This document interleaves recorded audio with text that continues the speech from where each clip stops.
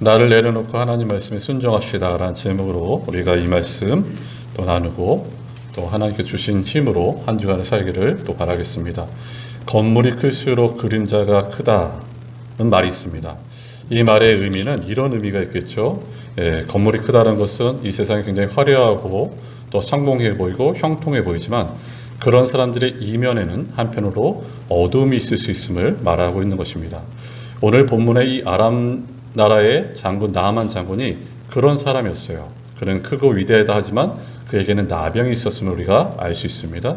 이 앞서서는 하나님께서 이스라엘 백성들에게 기적을 베푸셨다면 오늘 이 본문에서는 이방 민족에게 바로 나아만에게 기적을 베푸시고 그의 나병을 치료하시는 그 과정이 오늘 이 본문에 기록된 내용입니다. 오늘 이 본문을 우리가 세 가지를 살펴볼 때 첫 번째, 나아만과 한 어린 소녀에 대해서 먼저 살펴보자는데요.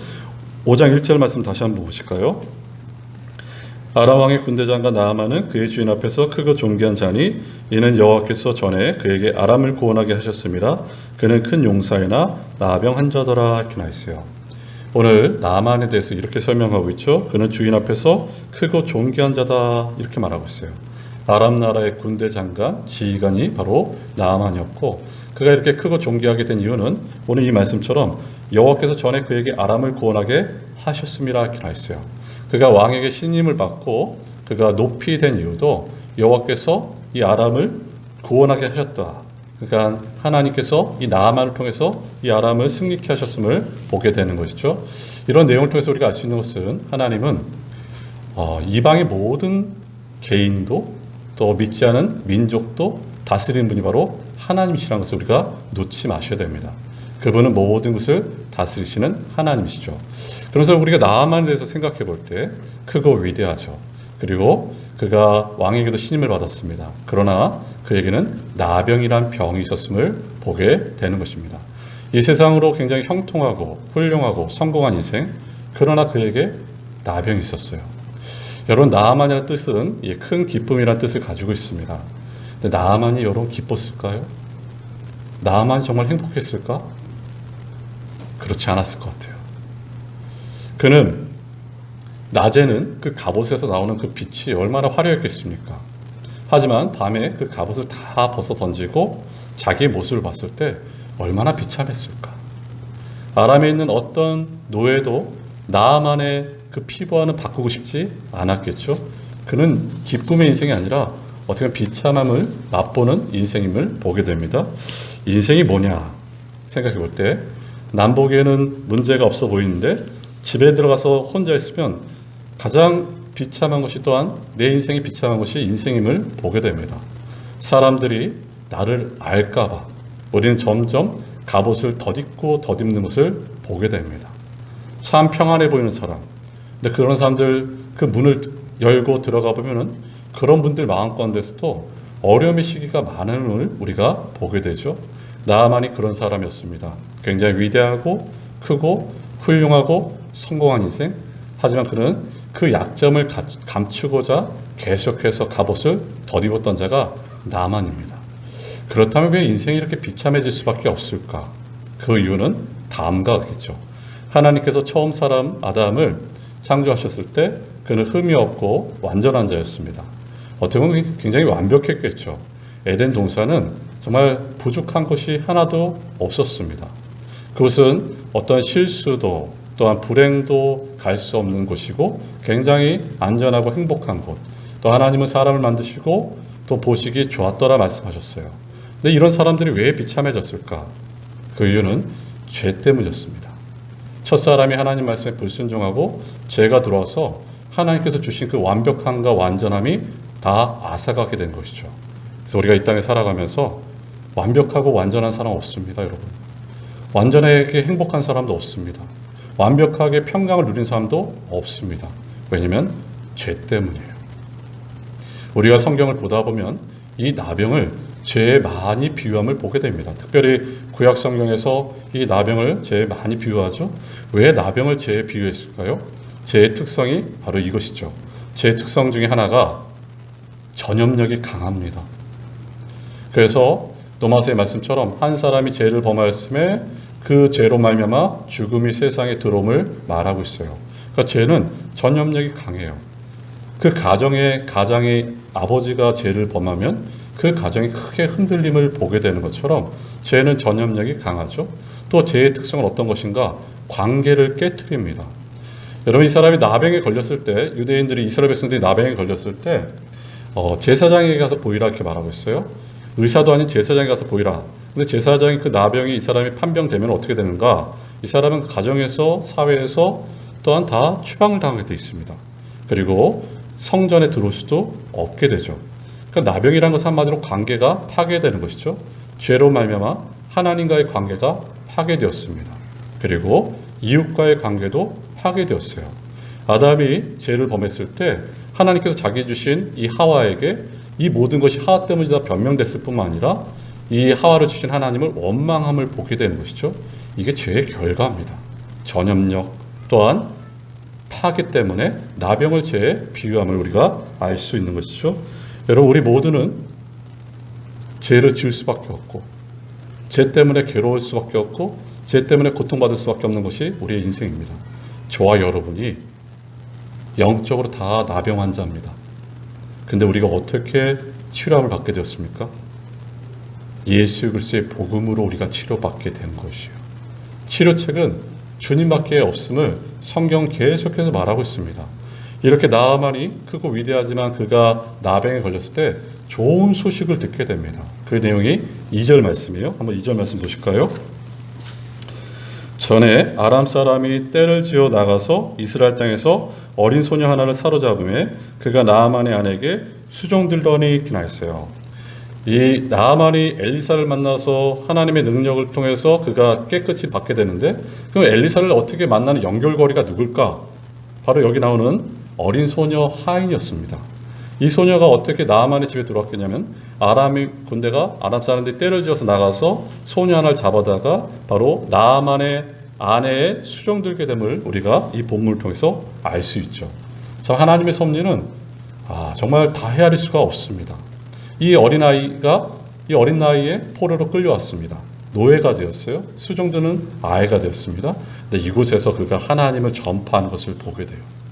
하나님은 때로는 자신의 백성들을 흩으셔서 복음을 전하게 하셔요. 그 내용이 우리가 잘 아는 사도행전 8장 4절은 이렇게 말하고 있죠. 그 흩어진 사람들이 두루다니며 복음의 말씀을 전할세, 이렇게 나와 있어요. 복음을 전하기 위해서 이 백성들을 흩으실 때가 있음을 보게 되는 것이죠. 근데 이 여자아이 한번 보세요. 3절 말씀이죠. 3절 제가 읽습니다.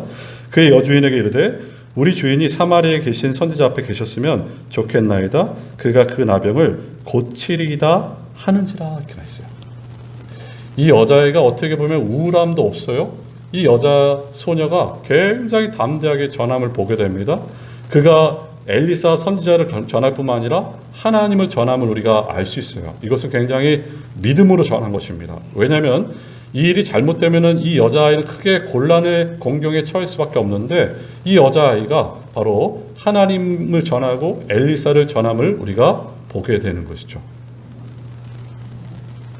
우리 주인이 사마리아 땅에 선지자 앞에 계셨더라면 나았을 텐데, 이 주인을 고칠 수 있는 분은 하나님밖에 없다는 치료책을 말해주고 있습니다.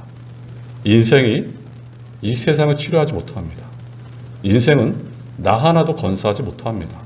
우리의 치료책은 오직 하나님만이 우리 치료책이세요. 이 여자아이도 나만을 고칠 수는 없었습니다. 하지만 이 여자아이는 치료책인 하나님을 제시하고 있음을 보게 되는 것이죠. 사랑하는 여러분, 누군가가 우리에게 와서 모든 것이 불가능합니다 이렇게 말할 때 저와 여러분은 이렇게 말씀하실 수 있어야 돼요. 불가능하지만 불가능을 가능케 하신 하나님을 소개해야 되는 것이고, 전능하신 하나님, 살아계신 하나님을 선포해야 됨을 우리가 이 여자아이를 통해서 알 수 있는 것입니다. 하나님만이 치료책이시고 하나님만이 모든 것임을 우리는 전해야 되는 것이 우리의 사명임을 알 수 있는 것이죠. 오늘 이 본문을 통해서 굉장히 깊은 영적인 메시지가 담겨져 있습니다. 여기서 말해주고자 하는 것은 어떤 메시지가 또 담겨져 있을까요? 나병이라는 것은, 이 죄라는 것은 한마디로 하나님께서 어떻게 치료케 하시는가, 이 죄를 근절시키시고 또한 우리를 정결케 하셔서 회복시키심을 말하고 있어요. 이렇게 하실 수 있는 분은 오직 하나님이세요. 그래서 로마서 1장 16절은 이렇게 말씀하고 있죠. 내가 복음을 부끄러워하지 아니하노니 이 복음은 모든 믿는 자에게 구원을 주시는 하나님의 능력이 됨이라. 먼저는 유대인에게요 그리고 헬라인에게로다 이렇게 했어요. 우리의 문제가 무엇이든, 우리의 영혼을 괴롭히고 아파하는 것이 무엇이든, 나를 넘어뜨리고 파멸시키고 나를 멸하게 하는 것이 무엇이든 우리의 치료책은 오직 한 가지입니다. 바로 하나님 자신이 우리의 치료책이에요. 복음은 하나님의 능력입니다. 하나님만이 우리의 치료책인 것을 이 본문을 통해서 우리가 알 수 있는 것이죠. 여자아이는, 이 소녀는 지금 치료책을 제시하고 있습니다. 누구도 몰랐습니다. 이 나아만의 아내도, 나아만도, 그리고 이스라엘 왕도, 아람 왕도 이 치료책을 알지 못했어요. 근데 이 여자아이는 치료할 수 있는 그 치료의 방법을 알고 있었습니다. 세상은 이 치료책을 놔둔 채 다른 곳에서 방황하는 것이 세상입니다. 그렇다면 이 여자 소녀아이처럼 우리가 해야 될 일은 뭘까요? 이 세상을 향해서 죄를 치료하고 인생을 치료할 수 있는 분은 오직 하나님이라는 것을 알리는 것이 우리의 사명입니다, 여러분. 이게 우리의 본질이죠. 교회의 본질이에요. 근데 오늘 안타깝게도 이 본질을 교회들이 놓치고 살아가고 있습니다. 코로나19가 여러 가지 제시하는 내용들이 많죠. 근데 여러분, 왜 교회 문이 닫혔을까요? 그렇게 예배를 자유롭게 드렸는데 그 예배를 왜 우리가 하나님께 나오지 못하게 되었을까? 본질을 놓쳤기 때문입니다. 하나님께 우리에게 주신 메시지는 본질로 돌아오라는 것이에요. 복음으로 돌아오라. 교회는 복음으로 죄를 치료케 하는, 그것을 소개하는 것이 교회임을 말씀하고 있습니다. 우리를 치료케 하시는 분은 하나님밖에 없습니다. 두 번째 우리가 살펴볼 것은 하나님 앞에 우리 생각을 내려놓으셔야 됩니다. 이제 5절 말씀 보실까요? 5절 말씀 이렇게 나있죠. 아람 왕이 이르되 갈지어다 이제 내가 이스라엘 왕에게 그를 보내리라 하더라. 나아만이 곧 떠날새 은 10달란트와 금 6,000개와 의복 10벌을 가지고 가서 이렇게 나있어요. 이제 나아만이 아람 왕에게 자신의 상관에게 이 내용을 말할 때 아람 왕이 가라 이렇게 말하고 있어요. 그리고 내가 추천서, 서신을 써주겠다. 뿐만 아니라 많은 물질을 가지고 가라 이렇게 말하고 있어요. 여기 은 20달란트라는 얘기는 무게로는 약 342kg고 또한 금 6,000개라는 것은 무게로는 약 68.5kg입니다. 그리고 옷 10벌을 가지고 가라 이렇게 말하고 있어요. 그리고 아람 왕이 이스라엘 왕에게 쓴 친서에는 이렇게 쓰여져 있었죠. 6절 말씀 보실까요? 이스라엘 왕에게 그 글을 전하니 일렀을 때 내가 내 신하 나아만을 당신에게 보내오니 이 글이 당신에게 이르거든 당신은 그의 나병을 고쳐주소서 하였더라 이렇게 나있어요. 근데 이 이스라엘 왕이요, 이 서신을 보고 나서 크게 분노하고 옷을 찢습니다. 왜 찢을까요? 7절은 이렇게 말하고 있죠. 7절입니다. 이스라엘 왕이 그 글을 읽고 자기 옷을 찢으며 이르되 내가 사람을 죽이고 살리는 하나님이냐? 그가 어찌하여 사람을 내게로 보내 그의 나병을 고치라 하느냐? 너희는 깊이 생각하고 저 왕의 틈을 타서 나와 더불어 시비하려 함인 줄 알라 하니라. 그러니까 이스라엘 왕이 이 서신을 봤을 때 이 왕이, 아람 왕이 나병을 고쳐달라 이 말을 듣고 내가 하나님인가? 내가 어떻게 저 사람을 살릴 수 있는가? 저것은 분명히 우리에게 어떤 틈을 타서, 우리 약점을 타서 우리를 공격하고자 하는 저런 계책이 아닌가? 이런 생각을 하게 된 것이죠. 이스라엘 왕 입장에서는 충분히 그럴 수 있는 게 이 글에는 엘리사라는 이름이 기재가 되어 있지 않습니다. 그러니까 당시에 아람이 이스라엘을 강압적으로 대했기 때문에 이 글에는 짧게 나아만을 고쳐라 이렇게 말하고 있는 것이에요. 그러니 이 왕은 낙심할 수밖에 없는 것이고 분노할 수밖에 없는 것입니다. 여러분, 이스라엘 왕은 물질이 있었습니다. 권력도 있었어요. 하지만 자신의 한계를 깨닫게 되죠. 모든 것을 가진 왕일지라도 이 나병을 고칠 수는 없다 이렇게 말하고 있어요. 이게 인생의 한계입니다. 예전에 책에서 시간에 드골이라는 장군을 여러분 아시죠? 프랑스의 장군입니다. 마치 이 아람 국가의 나아만처럼 크고 위대한 장군이었습니다. 근데 이 드골이 죽을 때 자신의 유서에서 세 가지를 부탁합니다. 근데 세 가지 중에 첫 번째가 어떤 것인가? 내가 죽거든 나를 국가장으로 하지 말고 가족장으로 해달라 이렇게 말하고 있어요. 또 두 번째 그 유언의 내용은 내 묘비에다가 어떤 것도 기록하지 말라. 그냥 나의 출생, 월, 내가 죽은 날짜 그것만 기록해달라 부탁합니다. 세 번째가 눈여겨볼 것이에요. 세 번째가 뭐냐면 내가 죽거든 국립묘지에다 묻지 말고 내 사랑하는 막내딸 안 그 옆에 무덤에 묻게 해달라 이렇게 말하고 있어요. 이 막내딸 안이 누군가? 이 드골 장군의 아내가 아이를 낳았을 때 이 아이가 이 정신 연령은 정신 지체가 많이 떨어졌습니다. 그리고 몸도 편하게 가르지 못하는 그런 아이, 장애인이었어요. 근데 이 아이가 죽죠. 근데 드골과 그의 부인의 그 편지의 내용 중에 이런 사연이 있습니다. 만약에 우리 딸 안이 보통 딸이었다면, 그냥 보통 사람만 같았다면 우리가 지금까지 누렸던 명예, 돈, 권력, 영광들을 다 버릴 수 있지 않겠소. 내 딸이 그냥 보통 사람처럼만 살 수만 있다면 내가 가진 거 모든 거 다 버릴 수 있지 않겠소. 여러분, 드골은 굉장히 권위적이었습니다. 힘도 막강했습니다. 위대했습니다. 하지만 자신의 딸 고칠 수 없는 인간의 한계를 보여주고 있어요. 바로 이게 인생이죠. 나아만도 자신의 나병을 고치지 못하고 이스라엘 왕도 이 나병을 고치지 못합니다. 어떤 물질이, 어떤 서신이, 어떤 능력이 이 나병을 고치지 못해요. 이스라엘 백성이 이스라엘 왕이 옷을 찢었다는 이 소식을 엘리사가 듣고 이렇게 말하죠. 8절 말씀 보실까요? 8절 이렇게 나와있죠. 하나님의 사람 엘리사가 이스라엘 왕이 자기 옷을 찢었다함을 듣고 왕에게 보내 이르되 왕이 어찌하여 옷을 찢었나이까? 그 사람을 내게로 오게 하소서. 그가 이스라엘 중에 선지자가 있는 줄을 알리이다 하니라 이렇게 나와있어요. 내게로 보내소서. 내가 고치는 것이 아니라 이 땅에 하나님께서 계심을 알게 하겠습니다. 그러니 내게로 보내소서 이렇게 말하고 있어요. 이제 나아만이 말들을 끌고 사람들, 자기를 수행했던 사람들 데리고 엘리사 집 앞에 딱 있습니다. 여러분, 자신의 위엄과 자신의 힘을 지금 자랑하고 있는 시기였어요. 이렇게 되면 엘리사가 나와서 막 쩔쩔 맬 줄 알았는데 엘리사의 태도는 정반대였습니다. 엘리사가 여러분 어떻게 했죠? 10절 말씀 보실까요? 엘리사가 이렇게 나옵니다. 10절입니다. 엘리사가 사자를 그에게 보내 이르되 너는 가서 요단강에 몸을 7번 씻으라. 내 살이 회복되어 깨끗하리라 하는지라 이렇게 했어요. 엘리사가 나와보지도 않아요. 그리고 하나님의 메시지를 전합니다.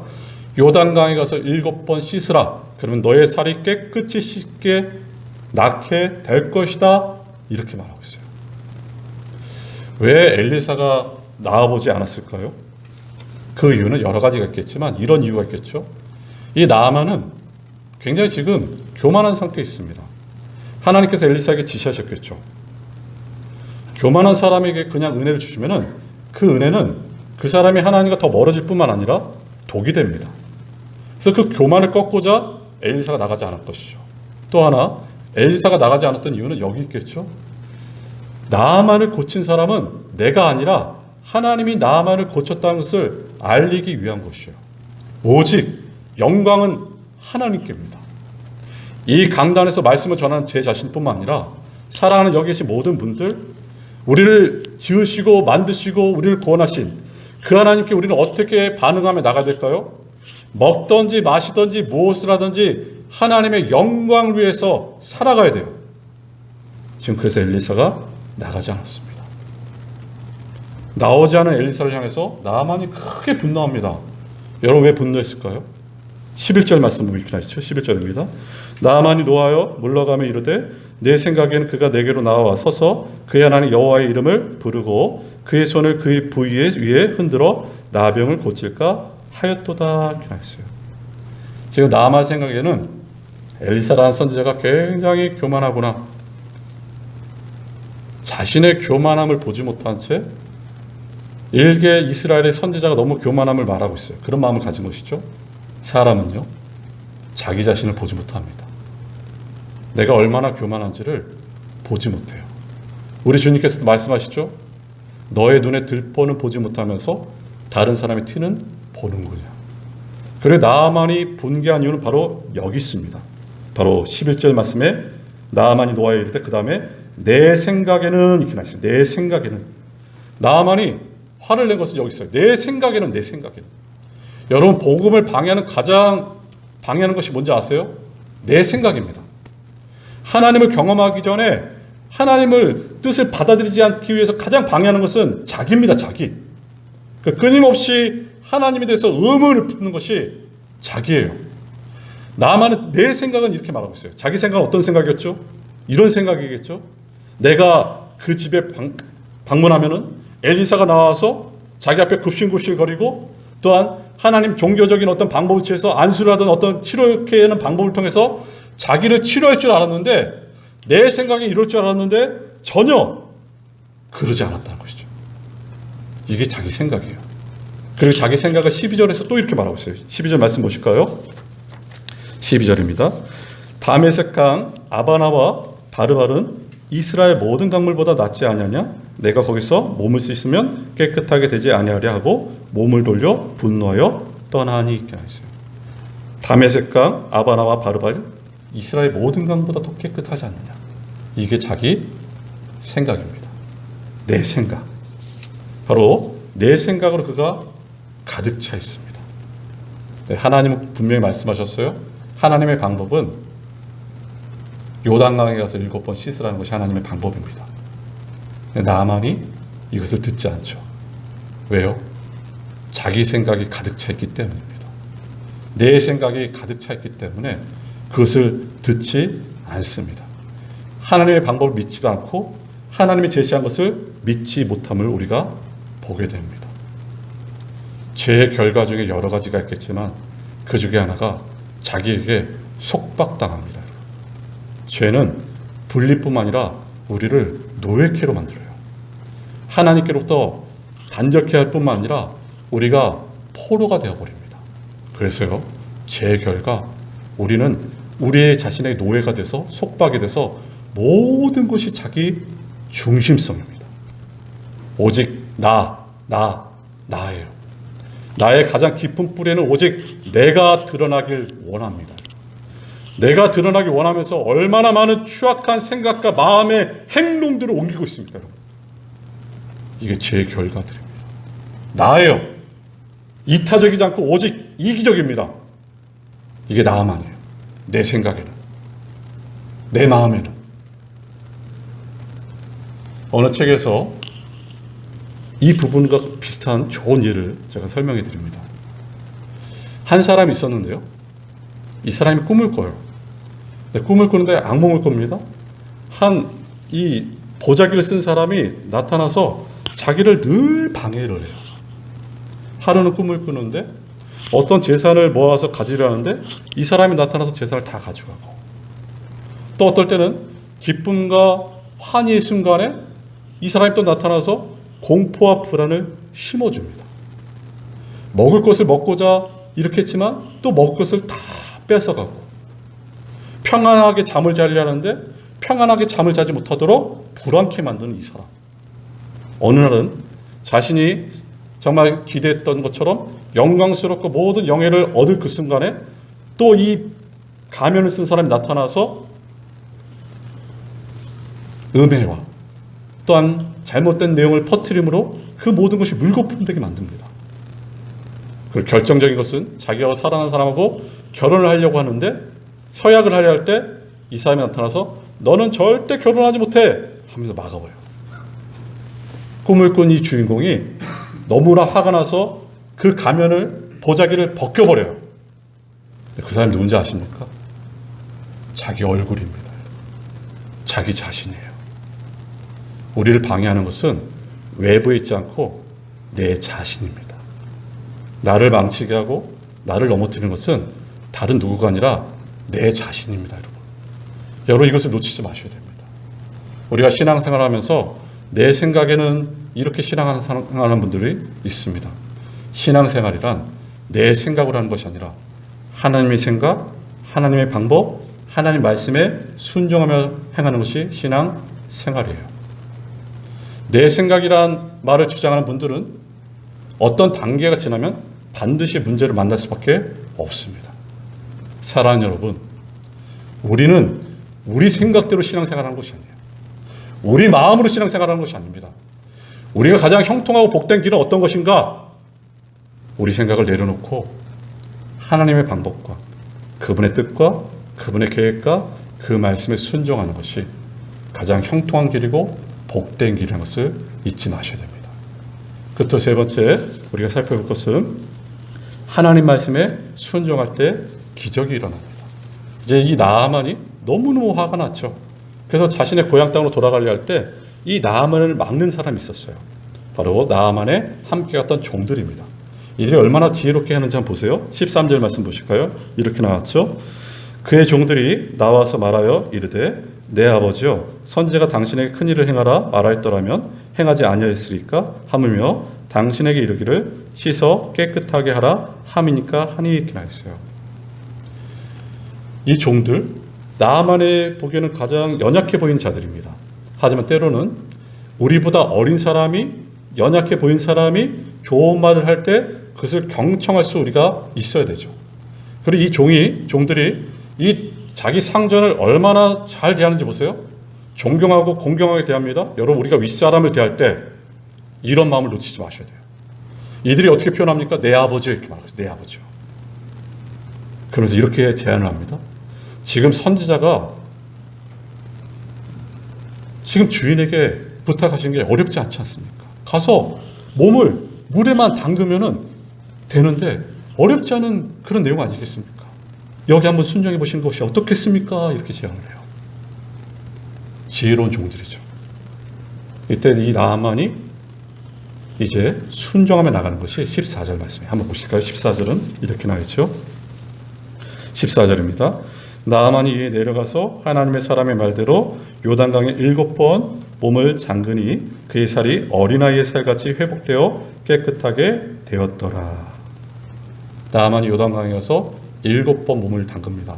한 번, 두 번 때까지 어떤 반응도 없어요. 6번째까지 아무런 일도 일어나지 않습니다. 근데 그가 7번 몸을 담갔을 때 오늘 14절의 말씀처럼 그 피부가 바로 어린아이 살같이 됨을 보게 돼요. 회복되죠. 말씀에 순종할 때 하나님의 능력을 체험하게 됩니다. 말씀엔 능력이 있어요. 우리가 잘 아는 것처럼 누가복음 5장에서도 우리 주님께서도 제자들 부르실 때 시몬, 베드로를 부르실 때 보세요. 그가 밤새 고기를 잡지만 잡지 못했어요. 그물을 정리하고 다음을 기약할 때 예수님 뭐라 말씀하십니까? 깊은 데에 그물을 넣어라 이렇게 명령하세요. 당시 예수님 몫으로 알려져 있고 베드로는 어부입니다. 갈릴리 바다를 누구보다 잘 알았던 어부 베드로. 근데 베드로가 자기 생각, 자기 경험 그 모든 것을 내려놓고 깊은 곳에 그물을 내렸습니다. 근데 얼마나 고기가 많이 잡혔는지 그물이 찢겨질 정도로 배가 가라앉을 정도로 고기를 많이 잡게 돼요. 이게 기적이죠. 누가복음 17장에도 17장 11절 이하에서도 10명의 나병 환자가 나옵니다. 예수 선생님이요 우리를 불쌍히 여기소서 우리를 고쳐주소서. 근데 예수님께서 어떻게 하시죠? 너희가 나음을 받았다 이렇게 명령하시지 않고 가서 제사장에게 보이라 명령하세요. 근데 이들이 그 명령에 순종하며 걸어가는 가운데 어떤 일이 벌어지면 그 몸들이 다 낫게 됩니다. 이게 바로 말씀에 순종할 때 나타나는 기적들의 현상들이에요. 여러분 이 말씀이 우리를 살립니다. 마치 죽은 것 같이 다름없는 내 영혼이 다시 살아나는 비결은 말씀과 성령의 역사밖에 없어요. 남유다에는 칭찬받는 왕 중이 바로 요시야 왕인데 요시야 왕이 한마디로 종교개혁을 일으켰던 자입니다. 부흥을 일으켰던 자가 요시야 왕인데 열왕기하 23장 3절은 이렇게 말씀하고 있죠. 열왕기하 23장 3절입니다. 왕이 단 위에 서서 여호와 앞에서 언약을 세우되 마음을 다하고 뜻을 다하여 여호와께 순종하고 그의 계명과 법도와 율례를 지켜 이 책에 기록된 이 언약의 말씀을 이루게 하리라 하며 백성이 다 그 언약을 따르기로 하니라 이렇게 했어요. 요시야가 주장한 것은 하나님 중심, 말씀 중심이었어요. 부흥이라는 것은 다른 어떤 것이 아닙니다. 마치 죽은 것 같이 다름없는 자들이 살아나는 것이에요. 생명이 살아나는 것이죠. 마치 부흥을 맛보기 전에는 내 방식, 내 멋대로 살다가 이제 하나님이 누군지를 알기 시작하면서 내 삶의 목적은 하나님이 원하시는 것, 하나님이 기뻐하시는 것, 그리고 말씀을 따라가는 것, 말씀에 순종하는 것, 그 말씀을 듣고 지키는 것. 여러분, 이게 우리의 사는 길입니다. 이것이 하나님 만나는 길이에요. 그래서 저와 여러분이 이 하나님 말씀을 사모하여 주시고 이 말씀이 꿀송이보다 달기를 바라는 것이죠. 새벽마다 목회자로서 성도님들을 위해서 기도하는 건 당연한 것입니다. 근데 기도 제목 중에 빠지지 않는 기도 제목이 이것이에요. 하나님, 오늘도 제가 이 말씀을 접할 때, 또한 성도님들이 이 말씀을 읽어나갈 때 이 말씀이 꿀송이보다 더 달기를 원합니다. 시편 19편 9절 10절은 이렇게 말하고 있어요. 한번 보실까요? 시편 19편 9절 10절. 여호와를 경외하는 도는 정결하여 영혼까지 이르고 여호와의 법도 지시하여 다 의로우니 금 곧 많은 순금보다 더 사모할 것이며, 그 다음에 이렇게 나있죠. 꿀과 송이꿀보다 더 달도다. 여러분, 이것을 체험하셔야 됩니다. 이 말씀이 꿀과 송이꿀보다 더 달구나. 에스라가요, 하나님 말씀을 전할 때 새벽부터 정오까지 그 백성들이 다 듣고 있습니다. 왜 그랬을까요? 꿀과 송이꿀보다 이 말씀이 더 달기 때문이었겠죠. 베드로가 하나님 말씀을 설교하고 이들이 회개하고 돌아옵니다. 3,000명. 근데 3,000명이 어떤 것을 경험했을까요? 이 말씀이 꿀과 송이꿀보다 더 단다는 것을 느꼈겠죠. 우리가 성경을 통해서 이스라엘 민족이 하나님 말씀을 꿀과 송이꿀보다 더 달게 여기며 순종할 때 이들은 신앙으로 부흥했습니다. 하지만 이들이 꿀과 송이꿀보다 더 단 말씀을 배척할 때 이들은 포로로 끌려갈 수밖에 없었습니다.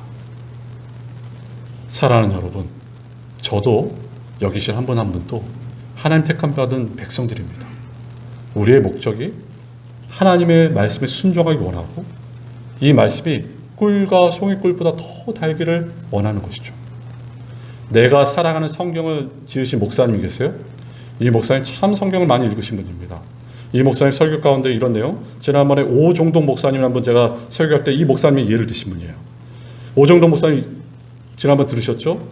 성경이 너무 탁월한 자, 성경을 연구하는데 밤에 사모님이 저녁을 차려오셔서 저녁 먹고 나서 상을 물리고 나서 또 성경을 보다가 사모님 또 상을 가져오셨어요. 그래서 여보, 내가 조금 전에 밥을 먹지 않았어. 그랬더니 목사님 아침입니다. 12시간의 성경을 보고 계시죠. 근데 이 내가 사랑하는 성경, 이 목사님도 마찬가지예요. 말씀을 참 잘 전하세요. 오직 말씀이에요. 근데 이분이 미국 LA에서 말씀 집회를 한 4, 5년 동안 요청을 받으셨어요. 그래서 LA로 가시는데 이분 말씀에 의하면은 여기서 LA 갈 때 바람을 이렇게 타고 가기 때문에 11시간이면 간대요.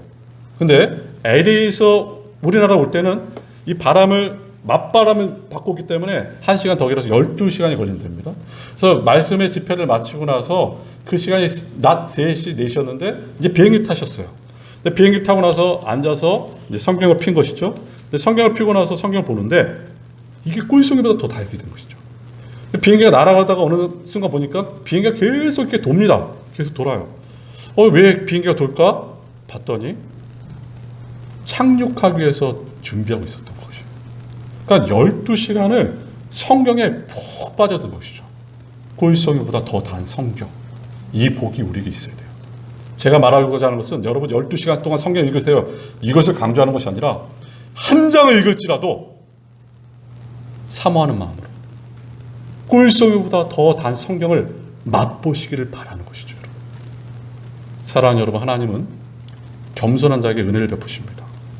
여러분, 내 생각에는, 내 방법에는, 그래서 하나님 말씀을 대적하고 하나님 말씀 듣지 않고 하나님 말씀을 실천하지 않는 것, 이게 교만입니다. 교만.